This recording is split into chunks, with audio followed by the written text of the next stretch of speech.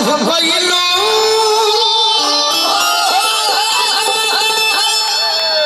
ये तो कोनो प्रेमी अपने प्रेमिका खातिर कोई हेलो वाह ओकरे से परेशानी बा ए सनमी करम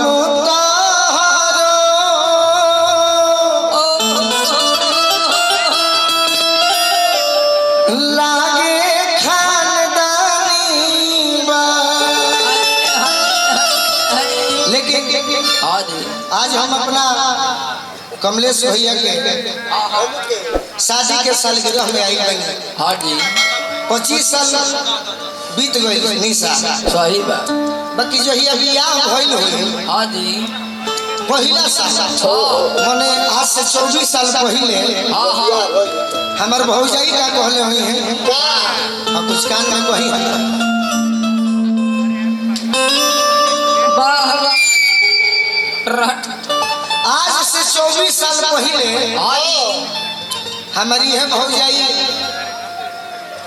हमारे कमलेश भैया से का कहले हुई है वे हमारे बुझाल का बुझाता नहीं देखो हमार राजा ए राजा देखो राजा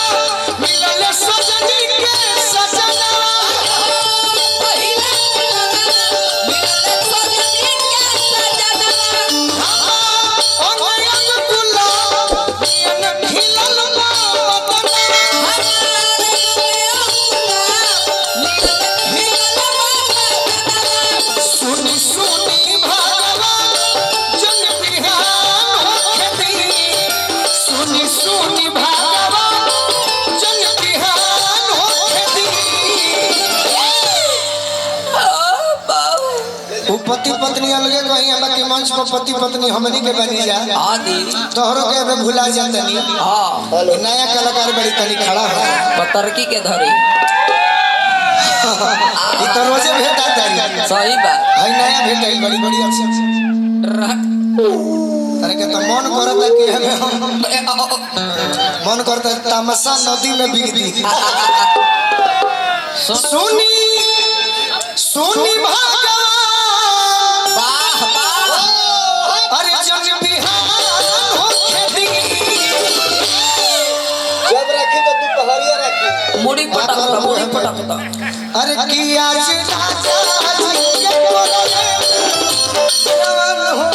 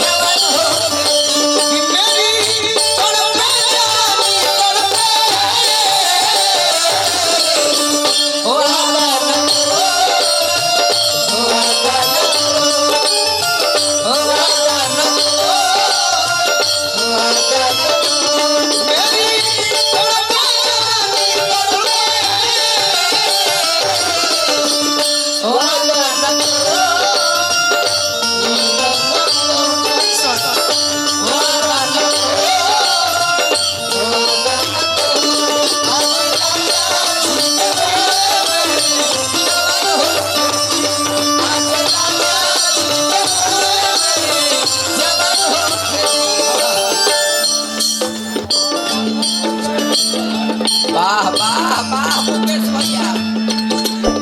अविनाश बाबू बोध गया वार्ड 521 नंबर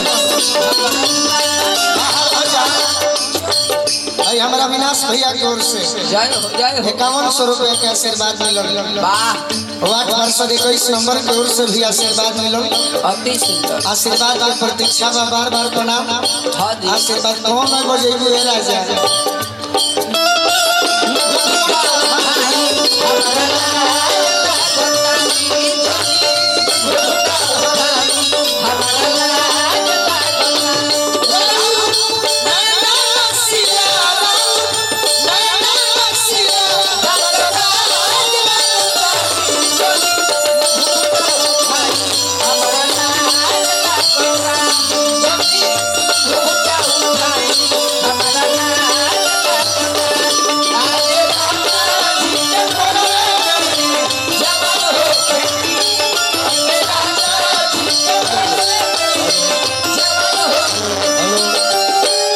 लड़की कहतिया का कहती है हे प्रभु जी हे प्रभु जी हे बोध गया के गौतम बुद्ध हे गौतम बुद्ध राजा जी के हवा में ओठ जब सोती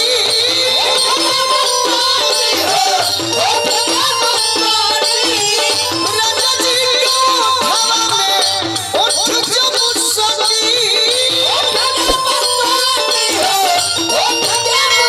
तब का होई तब का होई भुक भुक कोई हमारा दिलवा के मोती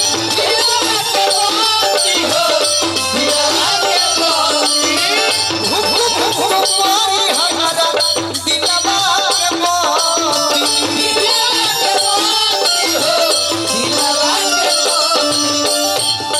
किरण भव लख के गरिया में रात भर लख के गरिया में नेहान होती आज राजा जी के कोरे में जवान होती आज राजा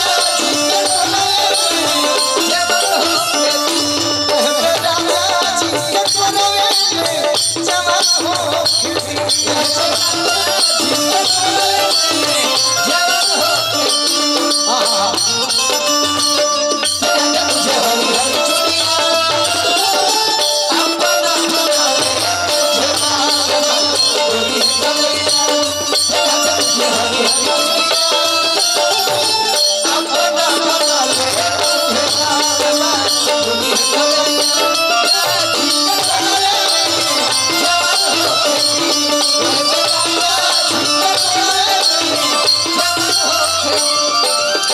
भैया के हजारों हजार रुपए के आशीर्वाद हाँ जी आई पूरा टीम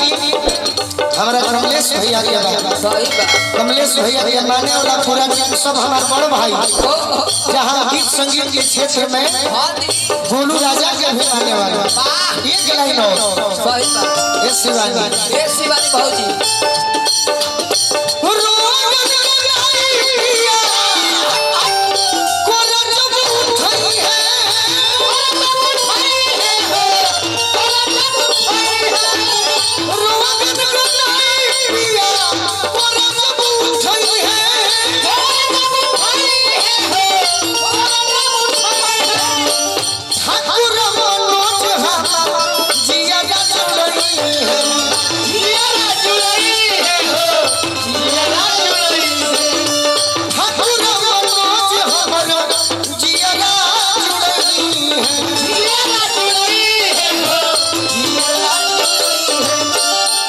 सब लड़की कहले का ई अरु ओ हो गोलू राजा के